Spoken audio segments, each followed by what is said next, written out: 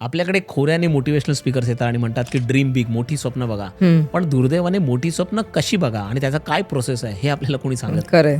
मोठी स्वप्न बघण्याच्या 4 important steps आहेत आणि त्या समजून घेणं अत्यंत गरजेचं आहे. सगळ्यात पहिली स्टेप म्हणजे सेल्फ एक्सप्लोरेशन. आपल्यामध्ये काय टॅलेंट आहे, आपल्यामध्ये काय चांगल्या गोष्टी आहेत ह्याची जाणीव निर्माण करणं आणि त्या स्ट्रेंथ्स ओळखणं, त्या विकनेसेस ओळखणं आणि मग स्ट्रेंथ्सचा आपण कसा उपयोग करू शकतो ते जाणणं. दुसरी गोष्ट म्हणजे view of the world around us. आपल्या अवतीभोवती जो जग आहे त्याच्यामध्ये काय काय चाललेले आहेत, कुठल्या कुठल्या स्किल्सची गरज आहे, काय काय गोष्टी आहेत. कारण आपण आयसोलेशनमध्ये राहत नाही, आपण एक सामाजिक प्राणी आहोत. त्यामुळे ह्या वर्ल्ड बरोबर आपण रिलेट कसं करू शकतो, आपल्या जे स्किल्सला वापरू कसं शकतो, ती टँजिबिलिटी येणं गरजेचं आहे. तिसरी गोष्ट म्हणजे ॲबिलिटी टू चेंज.